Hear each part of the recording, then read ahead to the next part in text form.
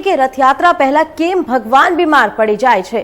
રથયાત્રાના 15 દિવસ પહેલા ભગવાન બીમાર થાય છે। ભગવાન જગન્નાથ ભાઈ બલભદ્ર અને બહેન સુભદ્રા રથ પર સવાર થઈને મોસાના ઘરે જાય છે। 15 દિવસ પહેલા ભગવાન જગન્નાથને વિશેષ સ્નાન કરાવવામાં આવે છે। તેમણે સ્નાન કર્યું। સ્નાન કર્યા બાદ ત્રણેક ભાઈ બહેન બીમાર પડી ગયા।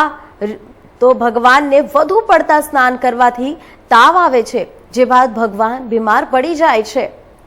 તો તેઓ 15 દિવસમાં સ્વસ્થ થઈ ગયા। તે બાદ ત્રણેક ભાઈ બહેન નગર યાત્રાએ નીકળ્યા। તો ભગવાન બીમાર કેમ પડે છે રથયાત્રાને પહેલા, એની પણ એક કહાવત છે। રથયાત્રાથી 15 દિવસ પહેલા ભગવાન બીમાર પડી જાય છે અને ભગવાન જગન્નાથ ભાઈ બલભદ્ર અને બહેન સુભદ્રા રથ પર બેસીને પોતાના મોસાળ જાય છે, જ્યાં 15 દિવસ પહેલા ભગવાન જગન્નાથને વિશેષ સ્નાન કરાવવામાં આવે છે।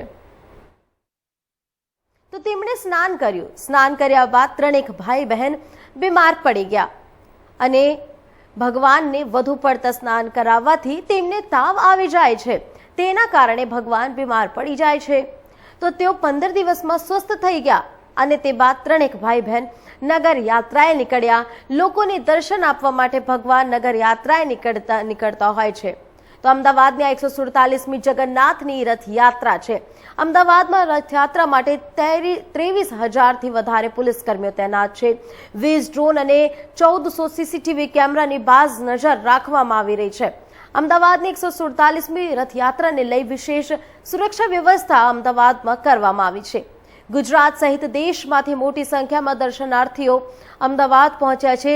ભગવાનના ઝલક જોવા માટે લોકો ઉમટી પડ્યા છે। રથયાત્રાની સુરક્ષા વ્યવસ્થા માટે કુલ 12,600 પોલીસ કર્મીઓ તૈનાત છે। તો 15 સ્નીફર ડોગ, 17 વચ વાહન, 7 વોટર કેનન પણ તૈનાત કરવામાં આવી છે। 10 એસઆરપી કંપની સહિત કુલ 11,000 અન્ય સહાયક દળના જવાન તૈનાત કરવામાં આવી છે। 147મી જગન્નાથની રથયાત્રા છે। લોકો અમદાવાદ આવી પહોંચ્યા છે। દેશ વિદેશથી લોકો ભારી સંખ્યામાં ઉમટી પડ્યા છે। ભગવાનને એક ઝલક જોવા માટે લોકો આવી ગયા છે જગન્નાથના દર્શન માટે। જે બાદ આ જગન્નાથ યાત્રાને લઈને મોટી સુરક્ષા વ્યવસ્થા કરવામાં આવી છે। વિશેષ સુરક્ષા વ્યવસ્થા કરવામાં આવી છે। 147મી રથયાત્રાથી છે। ગુજરાત સહિત દેશમાંથી મોટી સંખ્યામાં દર્શનાર્થીઓ અમદાવાદ પહોંચ્યા છે। એવી જ રીતે ઓડિશાના પુરીમાં પણ ભગવાન જગન્નાથની વિશાળ શોભાયાત્રા કાઢવામાં આવી રહી છે, જે નગરચર્યાએ નીકળી રહ્યા છે અને પરત સાંજના સુધી નિજ મંદિર પરત ફરશે।